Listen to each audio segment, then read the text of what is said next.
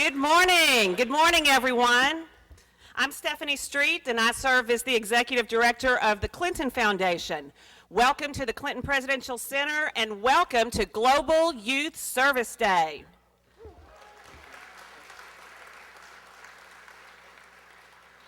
Before we begin our program, I'd like to recognize some of our special guests. Dr. Charles Hobson, the Superintendent of Pulaski County Special School District. Dr. Hobson.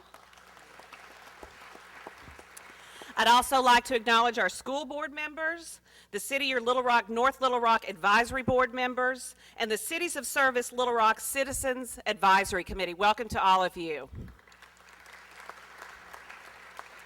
Today would have not been possible without the commitment and great work of our Chief Service Officer, Michael Drake, and the City of Little Rock, led by our Mayor, Mark Stodola, the Executive Director of City of Little Rock, North Little Rock, Sarah Robertson, and her staff and corps members, the staff of the Clinton Foundation, including our colleagues from Heal, Arkansas, and the Alliance for a Healthier Generation, and Mike Seelig and the staff of 42, and Ami Desai, who came in specifically from New York to run one of our workshops. Thank you again to all of you.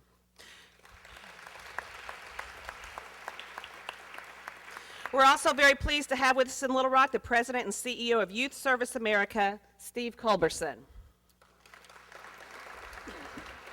It's wonderful to have so many remarkable young people in Central Arkansas wake up early on a Saturday morning and dedicate their day to service. We hope that your time here this morning will be educational and inspiring, and you will leave feeling empowered with some new ways to continue serving our community.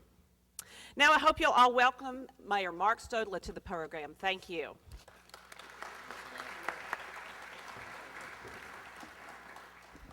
Well, thank you very much, Stephanie, and Mr. President and distinguished guests, including all of you, you wonderful young people. Good morning, and thank you so much for being here as we celebrate Global Youth Service Day.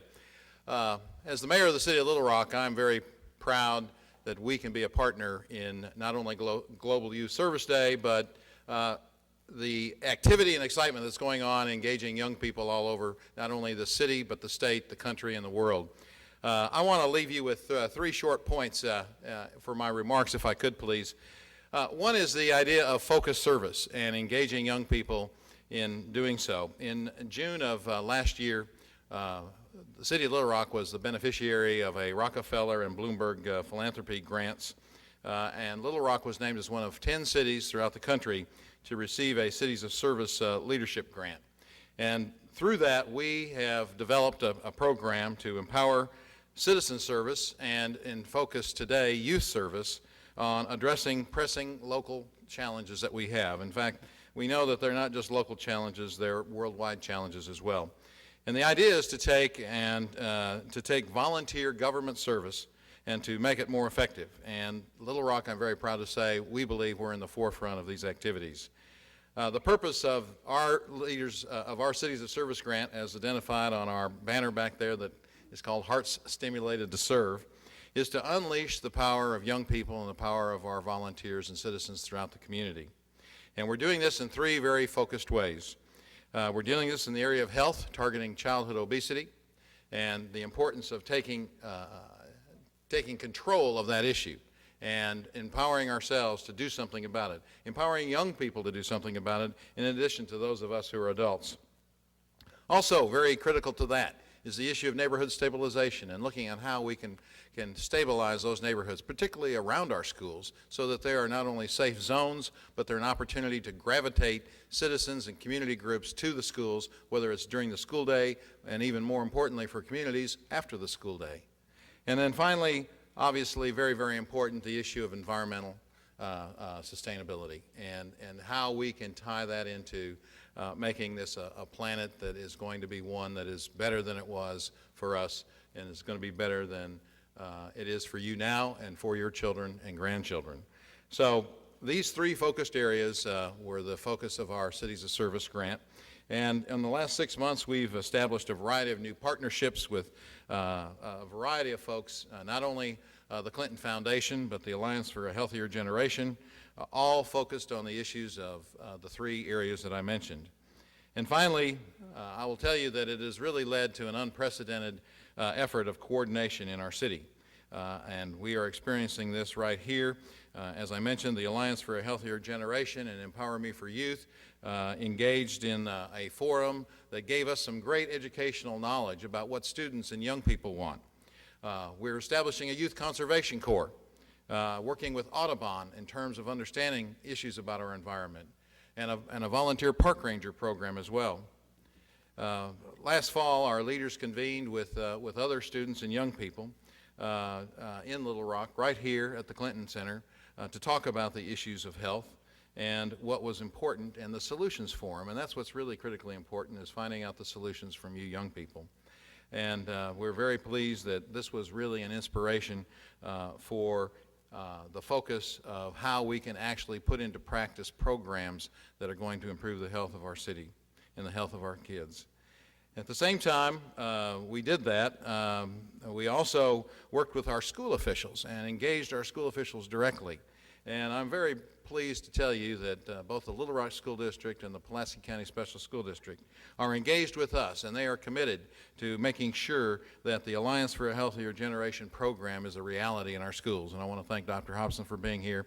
I see the principal of Central High, Nancy Rousseau, here as well, and Jody Carrera with the school district. And I know that they're committed to these efforts as well, because it is that engagement, it is that partnership that is going to help us champion toward these focused, pressing needs, so that we can move the needle and make a healthier community, make healthier children, and make a healthier world.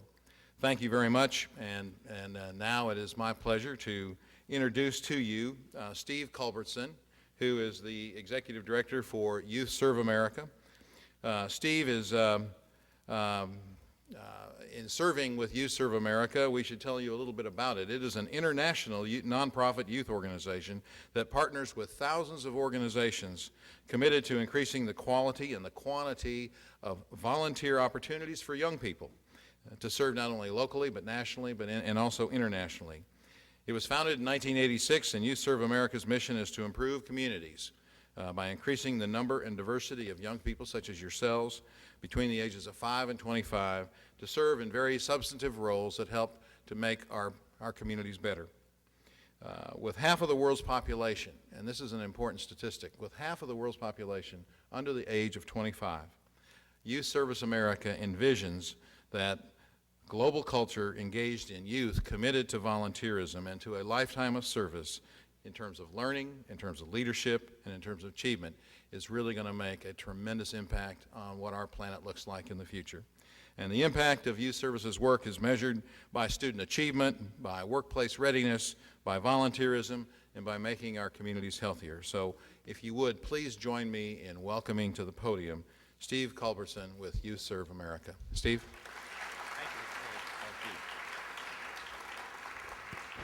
Thank you, Mr. Mayor. Mr. President, it's great to, I actually feel like I'm following Bill Clinton on this kind of service junket that we're both on.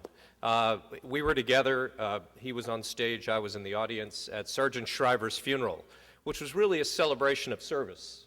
And the President did a terrific job eulogizing Sergeant Shriver, the founder of the Peace Corps, and in many ways the godfather of this youth service movement, looking at young people not as victims, not as problems to be solved, but as assets and resources, you know, as powerful forces in social change. And think about recycling, think about littering, think about the environment, think about Egypt. Young people have always been at the center of social change, and the President's really recognized that. And then we were together at the Kennedy Center a few weeks ago, where he gave an extraordinary tribute to his great friend George Bush, the father, the President 41. You know, who talked about the fact that a life well led must include service. And you know, these guys are really, they've got this amazing, amazing relationship, and service is at the centerpiece of it. So it's really great to be with the President once again for Global Youth Service Day and to be part of this event. I've never been to Little Rock before. This is my first time. I flew in last night. And what a beautiful place and what a beautiful building you've got here, and what an extraordinary group. We've had a long relationship with City Year. We were your fiscal agent when City Year first started in 1988. We've had a great, great history with City Year, and it's so good to be here with the Little Rock Corps and with the great people of Little Rock. Let me just tell you very quickly about Global Youth Service Day. It's the largest service event in the world that you are part of today. This is happening on 6 continents in over 100 countries. This is an extraordinary event, and it's all about the power of young people to change the world and to make the world a better place. So let me just tell you very quickly some of the things that are happening. In Lebanon today, there's a whole group of students that is actually going out and visiting all of the cancer wards and bringing presents to the kids who are actually sitting in those hospital beds because they've got childhood pediatric cancer. In India, they've gathered a huge forum in both Delhi and Mumbai to figure out how do we get more kids involved in service. So they're doing a leadership training and development program in those 2 major cities in India, again recognizing that young people make up the vast majority of the Indian population. In Latin America, there are 6,000 university students that have fanned across 16 countries in Latin America to build 1,500 emergency shelters for low-income families so that they have a place to sleep tonight. Amazing, amazing program going on in Latin America. In Sydney, Australia, we have a great partnership between kids in Sydney and kids in Minnesota. And the kids in Sydney are creating a video that talks about the dangers of drunk driving, and they're making that video for their high school colleagues in Minnesota. In turn, the kids in Minnesota are raising money to rebuild a school that was destroyed in Australia in those recent floods in Queensland. So great simpatico relationship there. In Turkey, my favorite project. Everyone knows what a flash mob is, when just something happens spontaneously. We've got 5 to 8-year-olds. Imagine our program started age 5 and go up to 25. And your friend Beth DeZoritz told me 5 is too late. We've already lost them. But, I can only get them at age 5. But these 5 to 8-year-olds are dressing up as raindrops today in Turkey, and they're doing a flash mob about water scarcity to educate adults. So it's kids teaching adults about the importance of water. And of course, in the United States, Mrs. Obama is our honorary chairman for Global Youth Service Day. We're thrilled to have her participation. Miss America was running around all day yesterday doing projects with young people on childhood obesity. And by the way, we've got 350 projects going on this weekend where we've turned over the problem of childhood obesity to kids themselves. We said, it's your problem. It's your generation that's getting fat, at a 20% rate. Used to be 4% rate. It's now 20% rate. So we've said to the kids, you've got to own this issue. So we're funding 350 projects across all 50 states today where kids are tackling this issue and coming up with solutions. So you are the hope of the future. You're not the hope of tomorrow. You are the hope of today. We need you now, and that's what's happening for Global Youth Service Day. So thank you very much for having me here today. I look forward to spending time with you and going through the workshops, and really grateful. Happy Global Youth Service Day.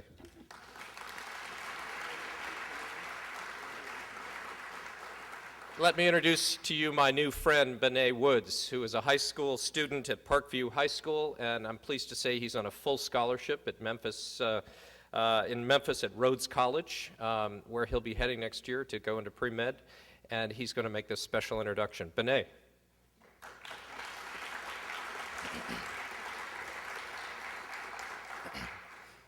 Good morning. My name is Benet Woods, and I'm a senior at Parkview High School. When I'm not studying or working 3 days a week for my family business, you can find me on the football field. I am so grateful that all of my hard work is paying off.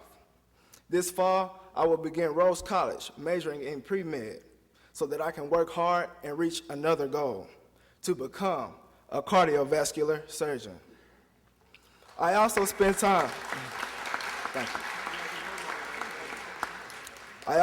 time volunteering with Arkansas Commitment and my church. When I help the community, it gives me a real sense of self-worth, perspective, and purpose. Because of my academic achievement and my commitment to community service, I had the privilege of being a Delta Presents honoree, an annual event that the Delta Sigma Theta sorority presents 40 young black men of outstanding character. Today, on Global Youth Service Day, I want to encourage you to spend your time with purpose so that you can achieve your goals and help others along the way. It's now my honor to introduce someone who exemplifies public service by his life's work empowering people in America and around the world to live their dreams. The 42nd President of the United States, President Bill Clinton. Great job. Wow. Good luck to you. Thank you. Thank you. Thank you. Well, thank you, ladies and gentlemen. Renee, thanks for the introduction, and I'm glad you're going to be a cardiovascular surgeon. I now have two goals. One is to create a young generation of people where not so many need your services because they stay healthy in the first place. The second is to live long enough to be one of your patients. I wish you well.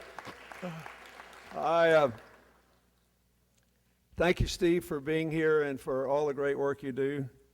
Thank you, Mayor Stodola, my longtime friend, for putting Little Rock in the forefront of youth service. Dr. Hobson, Michael Drake, Robert Woods, all the people here from the school system, the Alliance for the Healthier Generation, and others, thank you for being here. I want to talk just briefly to the young people here and try to put the significance of this service day and your becoming involved in the service movement into a larger context of what is going on in your country, what is going on in your world. When I was your age, the definition of a good citizen, this is what I was raised to believe. And when I was born in Arkansas, our income was barely half the national average right after World War II. In the Depression in our state, 25% of the people were out of work. I hardly knew anybody who'd ever been to college. And I learned early that intelligence is evenly distributed across income lines, racial lines, regional lines, but opportunity wasn't and problems weren't. I literally grew up in a town where the guy pumping your gasoline, back when people would actually come fill your tank instead of you having to do it yourself, might be just as smart as the town doctor. He just didn't have the same opportunities in life. And I have believed all my life that service was what that being a good citizen was what I was told when I was young. If you're young, you got to stay in school as long as you can and go as far as you can. When you take a job, you got to work hard and earn your pay. If you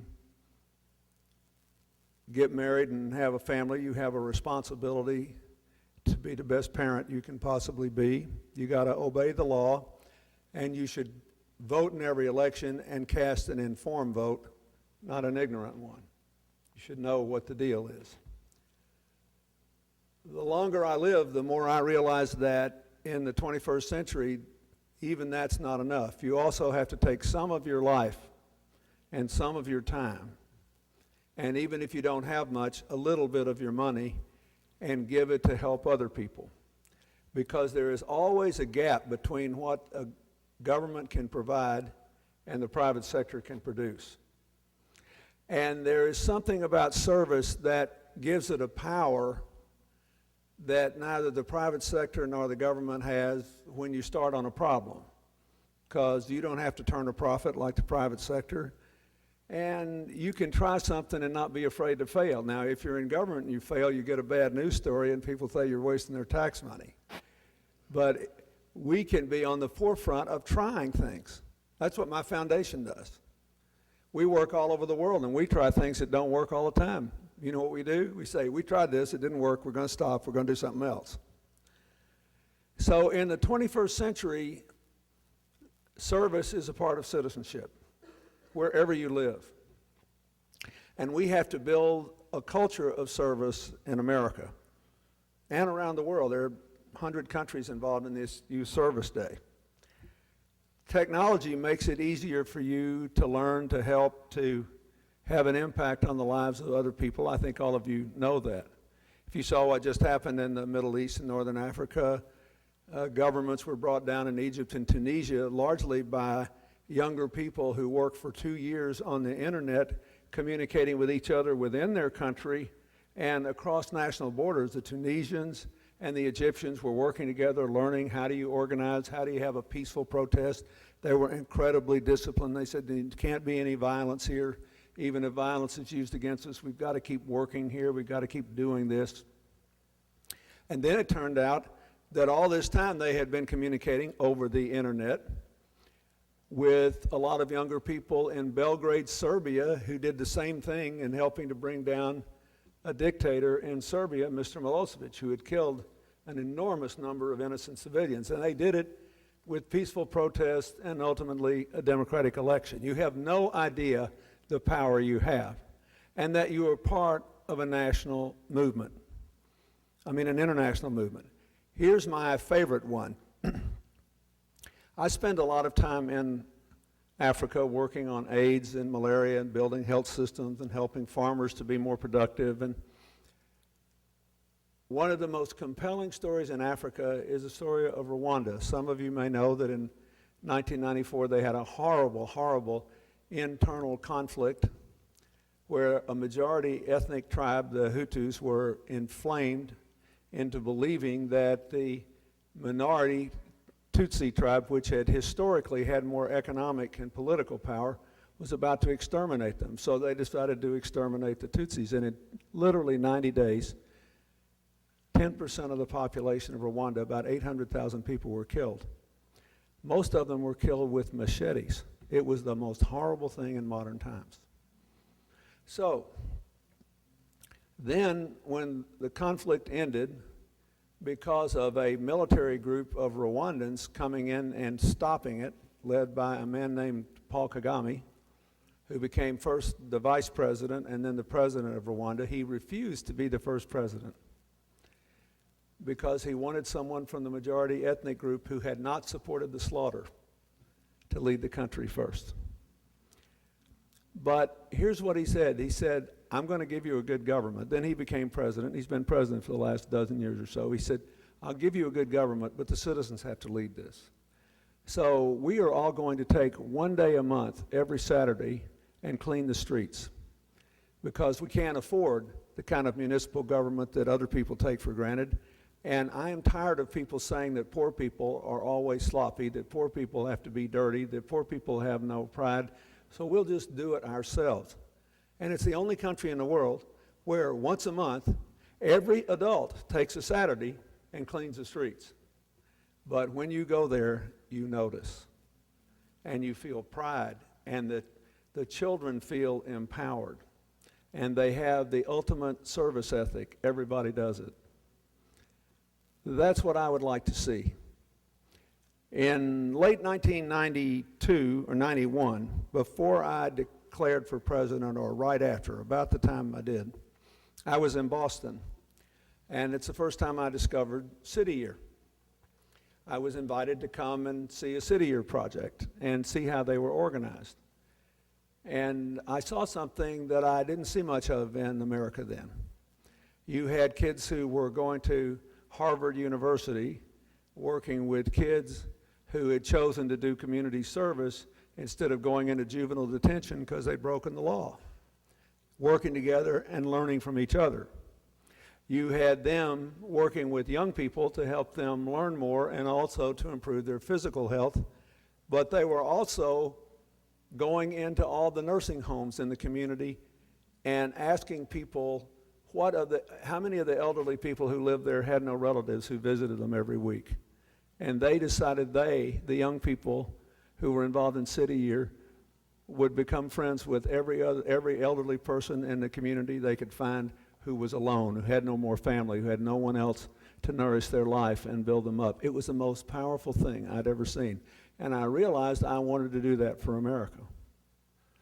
So in 1993, we passed the AmeriCorps bill, the Corporation for National Service, which set up a funding mechanism to support community service and to get a certain number of young people. I had hoped to get to 250,000 a year. We're about at 75 now, I think, who would get a very modest salary but would earn credit to go to college for doing this full-time and then mobilizing other people. That was the beginning of what led to City Year in Little Rock, which is what you see with all these young people in the red jackets or the white T-shirts. And they made an enormous amount of difference. All the economic analysis, by the way, shows that the economy gets a huge rate of return for the modest amount of money they pay the city year volunteers because of all the people they mobilize and the benefits of everything they do. And I must say I was relieved to see that the proposals of some people that we eliminate community service from the federal budget did not prevail in the recent budget negotiations. It cost no money. It would create no dent in the deficit to get rid of it, but it would create an enormous deficit in service in our country when we need a surplus of service to build and going forward. Now, the same year we created City Year, the Arkansas State Legislature passed a bill which actually gave academic credit to young people who do 75 hours of service, and I found that almost nobody in Arkansas knows this. A lot of you didn't know it, did you? No. A lot of educators don't know it. One of the reasons we're doing this, I'll make full disclosure for the members of the press here, is that this law has been on the books for 18 years now, and an enormous number of people don't even know that children from the 9th through the 12th grade who do 75 hours of service get credit, actual academic credit. My daughter's high school in Washington required community service. In 1987, before any of you were born, and when I was governor here, I was on a national education committee with the Republican governor of New Jersey, and we recommended that every state in America make it part of the state education standards, that time be carved out for students to do community service so they could get to know people whose lives were different from theirs and work together to build a different future. That was 24 years ago, and so far only Maryland has done that. But in Maryland, it's actually a part of the school curriculum. I hope someday it will be part of the school curriculum in every school in America, because what you are doing is a very important part of learning. I predict that you will get more than you can give out of all your service experiences, and that you'll be amazed what you learn about people whose lives and experiences are different from yours, and that you'll feel really, really good about it. So that's what I wanted to say.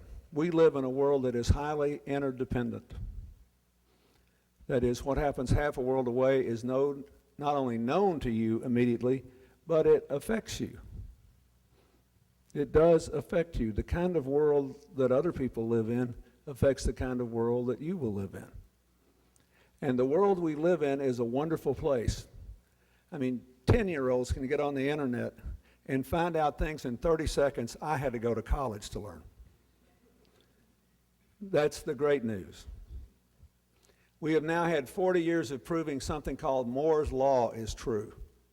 Which Moore's Law says that every 2 years the computing capacity of a single digital chip will double. And if Moore's Law holds out, by 2045 you'll have a single computer, not very big, that will have literally be able to contain all the knowledge that everybody has in their brains on planet Earth. And it will change the whole nature of life and society. But if we don't do something about the inequality in education and healthcare, in employment, in income, the wonders of Moore's Law will escape half the people on Earth who live on less than $2 a day today. The 100 million children who never go to school. 100 million more who go to school without any trained teachers or any learning materials. If we don't do something about the instability of the modern world that's negative, some instability is good. You got to have a little uncertainty and edge to have creativity. You got to have a little play in a system in order to change governments, either in an orderly way through elections, or if elections aren't allowed, through a peaceful way of mobilizing people, as we've seen. But if you have too much instability, then a financial crisis in America soon spreads to the United Kingdom, soon spreads to Ireland, soon spreads to Iceland, and all of a sudden, boom, China's got 35 million unemployed factory workers because nobody in America and Europe can afford to buy their products anymore. So we all need to share in this so we can have enough stability in the modern world to reward good conduct and to encourage people to work together. And finally, the world's too unstable the way we produce and consume energy. That's why we're having global warming. It all sounds good if you've been cold all winter and your blood's thin and you're older, but plants are blooming 2 weeks early in the Arctic Circle this year. You soon be able to take a boat across the North Pole in the summertime. That's the good news. The bad news is the ice cover on Greenland is melting, the vast island in the North Atlantic. That's 8% of all the world's fresh water. And the whole world is on that one island, collected in ice. If it melts and flows into the North Atlantic and blocks the Gulf Stream, which is what keeps the northern part of Europe and Canada habitable in the wintertime, we could get as cold as it was 700 years ago, even though the overall planet will be getting hotter. Those are some of the most productive economies on Earth. It could affect everybody. Whether we like it or not, we're all in the future together. All of you in this neighborhood and the neighborhood around the world. What those Turkish kids are doing between ages 5 and 8 to teach their parents about the water shortage, that's important. If the world population grows as predicted to somewhere between 8 and 9 billion people by 2050, and we continue to see the erosion of topsoil in the world, food and water could be more valuable than oil by then. Young people are learning this. If they can share it with adults and they start doing something about it now, then you won't have that fixed then. This too is service. So that's what I want you to think about.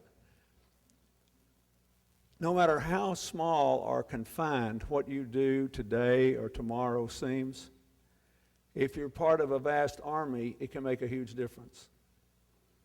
You get this instinctively when it comes to money, don't you? I mean, look at this our last presidential election was the first one dominated by internet giving.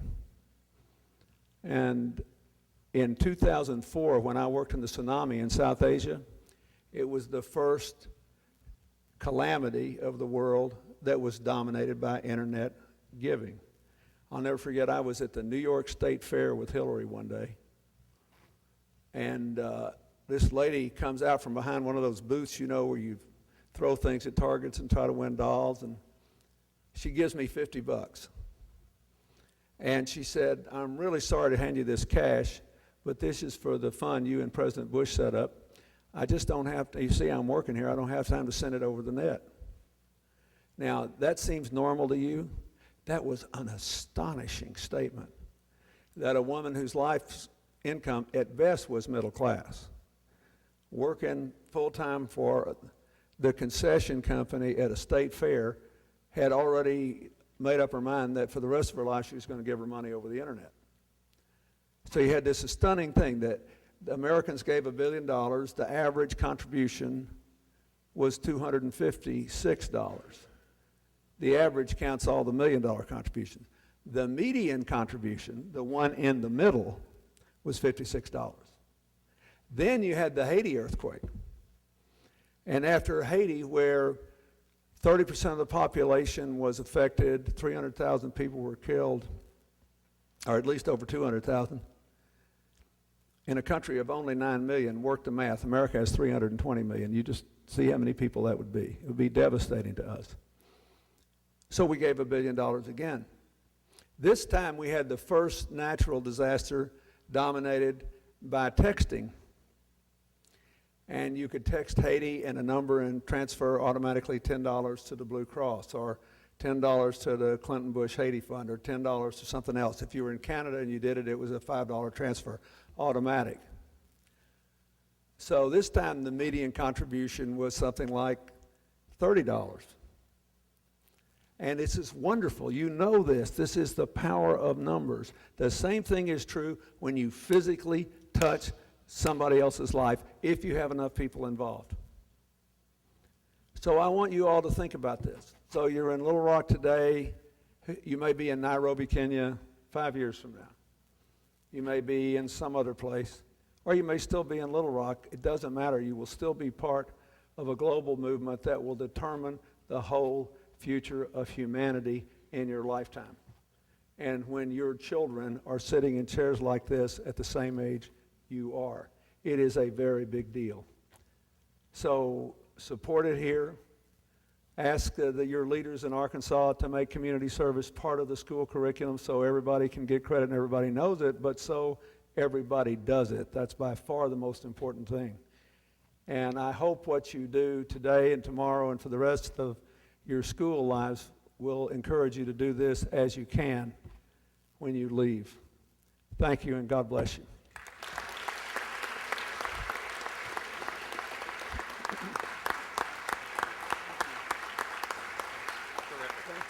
That Rwanda story is amazing. Isn't that amazing? We got a lot of people in Little Rock involved in Rwanda. Is that right? Yeah, a church operation and a banking operation. We got a banker gave up his whole life and then he runs a banking. We're done, everybody. Come on.